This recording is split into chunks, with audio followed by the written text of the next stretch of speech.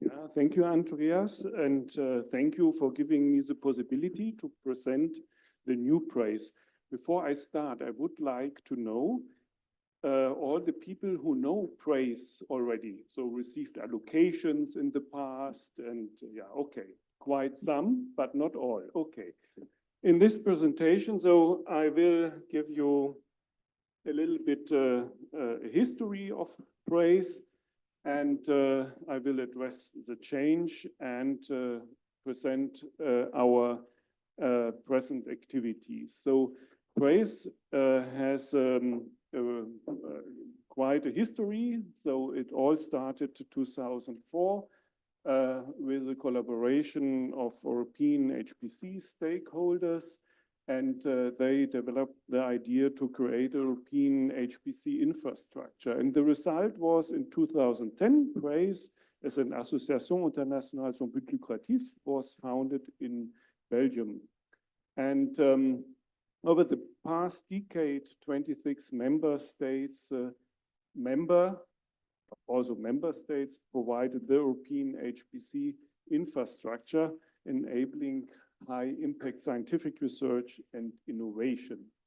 And with this, also PRACE contributed to enhance European scientific, technological, and economic competitiveness. Oops. So, yeah, okay. And this was chiefly achieved, or mainly achieved through the contribution of access to HPC systems provided by the so-called hosting members, and PRACE operated a transparent and scientific-based peer review process based on scientific excellence. And in this time, more than 32 billion core hours were provided to nearly 1,000 projects. Although the European Commission supported PRACE by funding implementation phase projects, and this helped to establish a pan-European training program, also user support and technology watch and application support were funded through these projects. And also there were some collaboration with industry and to promote also the innovation, and particular also for SMEs. So then in 2018, the European Commission founded a new initiative, is Euro HPC joint undertaking. Tomorrow, Linda will talk about this joint undertaking. And they had the mission to develop the European supercomputing ecosystem. And PRACE ensured at the beginning and still supports Euro HPC to provide the resources with the peer review process. But the creation of the joint undertaking led to the fact that the national states provided the compute time to PRACE, stopped this contribution, because there now we have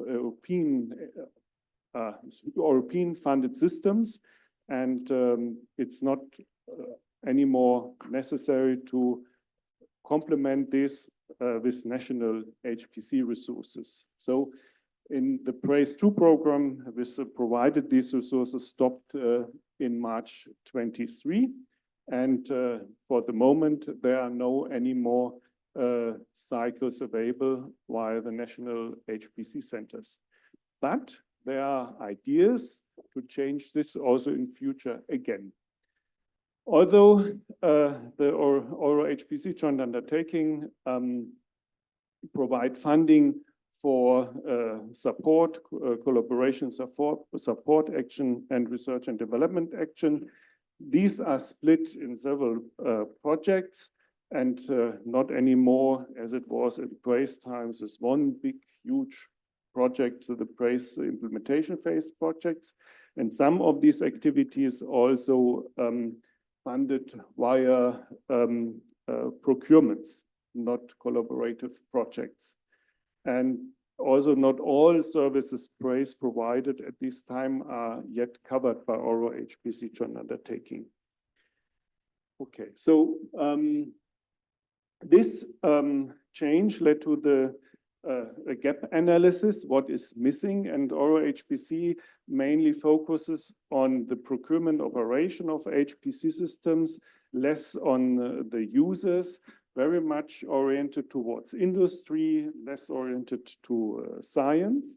So this led to the conclusion that PRACE transfers into an association of users at HPC centers in Europe. And this independent and beyond political frontiers. And of course, acknowledging the new infrastructure and political leadership with our HPC.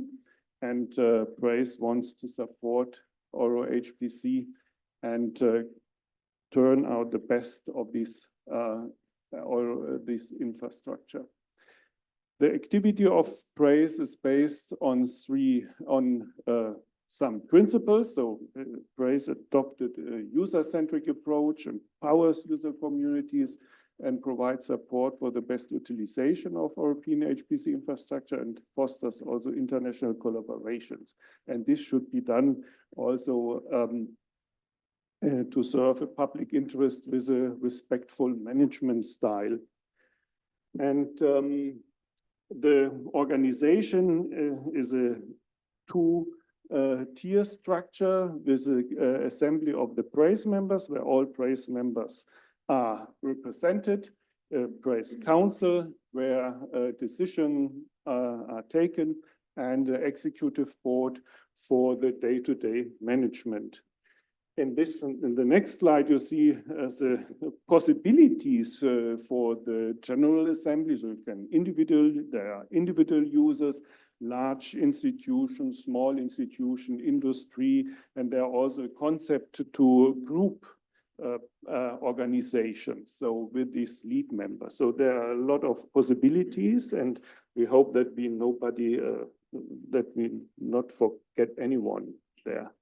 So, and in the council, we have 3 sections, one for industry, one for science, and one for the HPC centers. And there's even a place which is not yet filled for an external member, which should guarantee the openness and bring new ideas and reflection into the council. So what is a PRACE 3 program? In though there are 2 parts. The one are the core services, which are funded by the membership fees, and there are also complementary services funded by projects or contracts. And of course, now we are in the transition, and we want to build up these activities as fast as we can, which is not easy because we are not so many. So, and there's the representation of the user communities. A very important point is to work on a new edition of the scientific and innovation case. I will come in some minutes to this in more detail, and advocating independent user feedback to our HPC joint undertaking. This is also a very important activity, collecting the user needs, also linked with the scientific case, and to inform our HPC about future needs and requirements. There's also the point information and dissemination. So we still have the 2 PRACE awards, the Other Lovelies Award and the PRACE Excellence Award.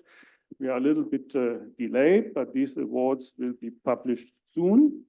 And also we want to collect information and circulate information amongst the members. And there are also networking activity to ensure a network between the members, but also with other communities, and also to organize workshops, and also to survey possible funding opportunities and compose relevant consortia.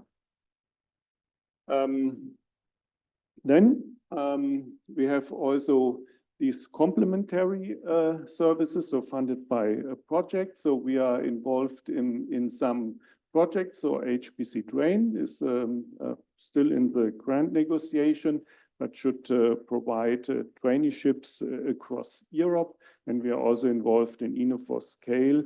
These funds starting work for libraries, algorithms for different fields. And we also are providing the peer review platform to Oro HPC. We are using them both, and we could also imagine to offer this to other organizations. So now I will also address the scientific case, because in my point of view, it's a very important activity. And especially nowadays, when more and more, also Oro HPC, if you look, they updated their work program for the next year, and a very huge point is AI. So they want to fund AI factories and push all towards AI. But in my point of view, this is fine, it's needed, and also especially relevant for industry, but the traditional science should not be forgotten. And in order to demonstrate what is all achieved in the different field, scientific and innovation case is urgently needed. And the activity started already some times ago. It was 2004, where the European HPC task force started to think about how such a European HPC infrastructure could look like. And they quickly also figured out that in order to secure funding and to demonstrate towards the politics that it's very much needed to demonstrate two things. The first thing is what was achieved already with simulation science in the relevant fields, and then also to predict the future needs. It is very important to predict the future needs for 5 to 8 years in order to convince the politicians to reserve the budget for this. So then in this, so far, it was only the scientific case, and we wanted to be more inclusive, and we extended it in this edition to scientific and innovation case. And we started this activity already last year in October in Paris with a workshop where we collected ideas and discussion points, hot potatoes for the different communities. And this was a starting point. And in very short, important aspect, of course, are machine learning, AI, large language models, but also data was mentioned as a very important topic. It's not only access to HPC resources which are needed, but also to store and curate also the data, to develop fair data. And all this also takes money. And also the link to other research infrastructure, for instance, CERN, providing a huge amount, or SKA, producing a huge amount of data, which need to be handled and treated in some way. So this is where some conclusions. And